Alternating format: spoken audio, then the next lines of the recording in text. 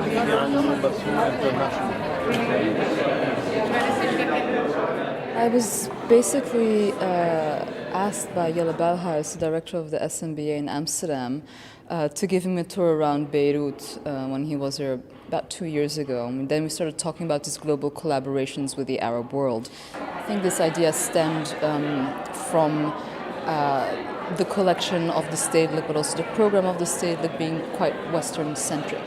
So this program somehow tries to be a minor corrective, or as Jelle said in his talk, a gesture towards amending that. And he knew I had been working in the Arab world for a decade, so asked me, well, okay, Nat, give me a tour, and who would you suggest working with? And I know Angela from Egypt.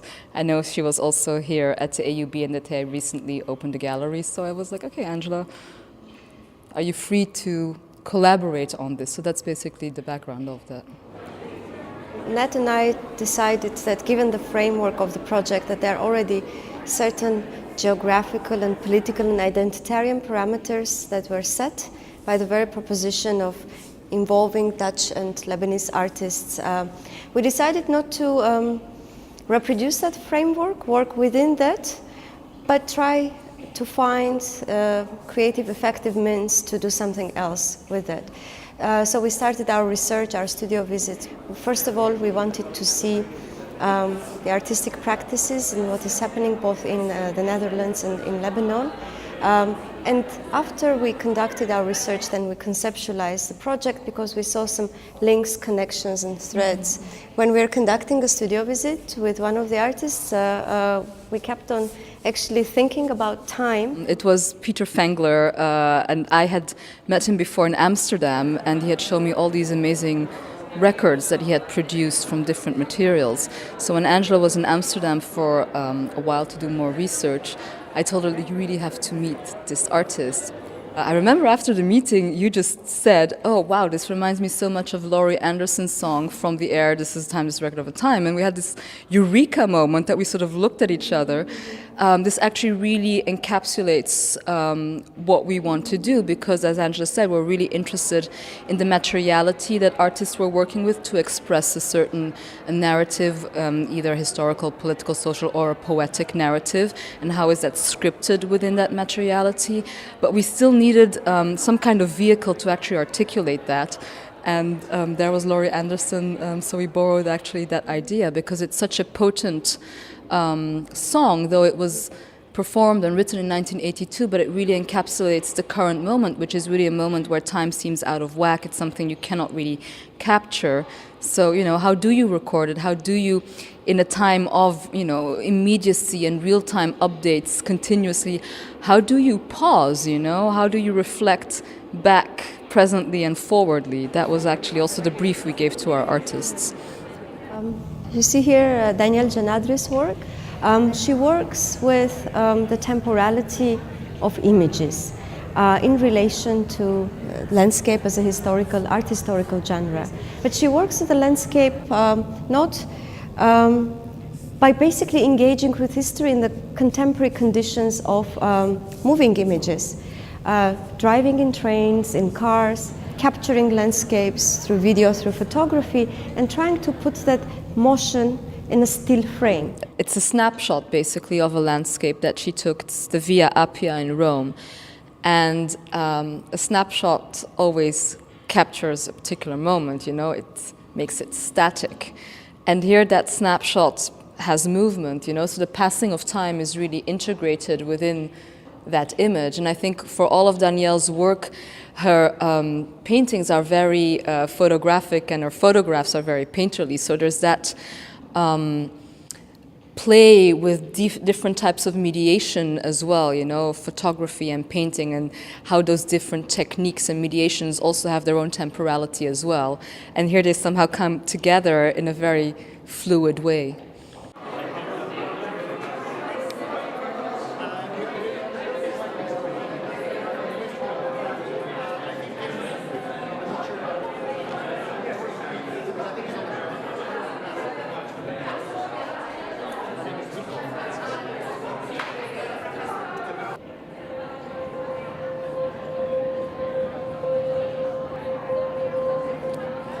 So I'm standing in the middle of Perpetuum Mobile, which is a 12-channel sound installation by Cynthia Zaven.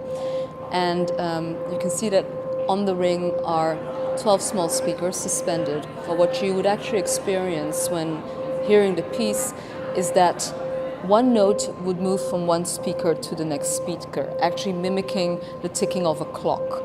And it's a very fluid and very regular type of movement. And then it starts picking up, it becomes a much more complex composition until time and the regularity of time actually breaks down. So the suggestion here is almost that, we are all somehow enslaved by the rhythm of time, by how time dictates our day on an everyday basis, how we constantly run out of time. And this very regular rhythm is broken in this piece. It becomes chaotic, so it's almost as if you are in time and fall out of time, and then it becomes regular again, and it's looped all this time. So there's even, at certain moments, you hear sounds that are smashing of a piano as well, which really create a sense of noise and a sense of rupture.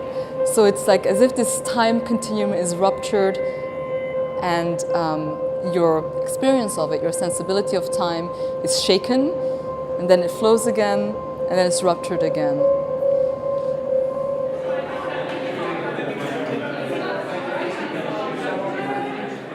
You could actually say that this is also a sound piece. These are works by Peter Fengler called Paperworks. Peter is an artist who uses vinyl records as his main material, as carriers of sound and of information, but also for their sculptural and graphic aesthetics. So what you see here are actually all records, either on vinyl or on vinyl stickers, that record events, happenings, movements predominantly in his studio. So they're almost like a sound diary of his practice. And as they're displayed here, of course, they are displayed graphically on paper. There's also this idea of editions, which again is seriality, repetition, has a temporal aspect to it. But what I think is really fantastic about this work is that it's latent. There's a suggestion of time and of sound. It's dormant. So hypothetically, and he's done this in performances, you could put any of these papers on a record player and they would produce sound. You can actually play them. But here they're displayed almost as precious objects that hold this potential of coming to life, sort of sleeping actually, which I think is very poetic as an artistic gesture. They're all playable. I mean, actually, you can really see the sound grooves quite clear. And he has all these machines in his studios that actually do that.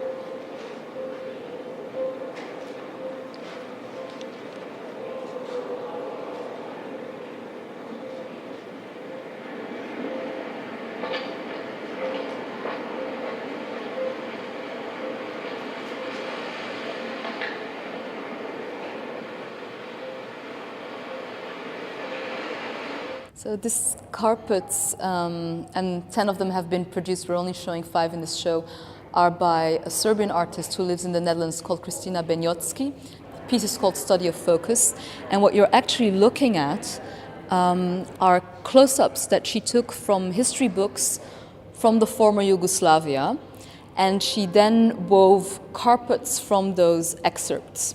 So it on the one hand draws on this idea that time is captured in history books as well. Of course, Yugoslavia as a country does not exist anymore, and these history books, if you will, are also relics of time, of a time gone by, full of ideology as well.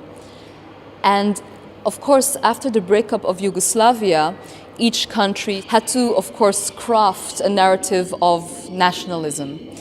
And particularly in Serbia, the craft of carpet making was picked up as a nationalist enterprise. So what Kristina does is that on the one hand, she weaves history together, but also an ideology as well. What I think is really interesting about these carpets is that, of course, if you do a close-up on text, it becomes fabric-like. So there's already that quality in it. But for example, in this one, you can see it quite clearly. There's also the usage and the life and the temporality of the book itself, of the document itself that has gone through time. So you would see ink blotches and coffee stains. You know, we usually think of books as bodies that convey certain information, but of course they're also alive, and that life of the book you also see represented here on these carpets. And it's exactly for Kristina the first time she works with this material.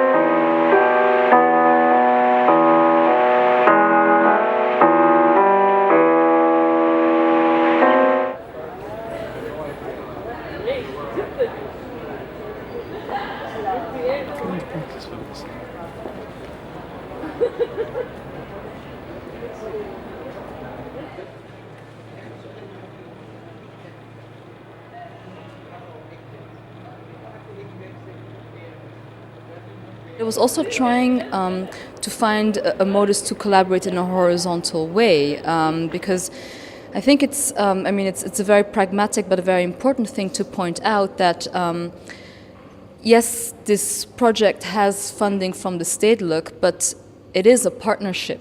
So we also require the collaborator to provide the funding, to work towards the project. And of course, with a dearth of public funding here in the region, it's also very difficult for many institutions to actually do that. It actually makes sense to involve a university that has resources and staff that can actually provide a collaboration on that level. And also it's interesting to have the setting of an academic context. We have the faculty who does research on Lebanese modernism, contemporary art, but also global modern and contemporary art, as well as we have students that I've been trying, and along with other colleagues of mine, to engage in the exhibition, a sort of pedagogical exercise of learning how to conceive of an exhibition, how to organize a space, how to write a press release, and everything that comes with it. So there is a strong also pedagogical aspect that is involved in setting a show in an academic gallery. Most of the works here, almost all of them you see, are newly commissioned works in response to the curatorial proposition. And the first iteration of the exhibition took place in Amsterdam at SMBA in September. Here you have the second iteration with slight modifications from what we displayed in Amsterdam.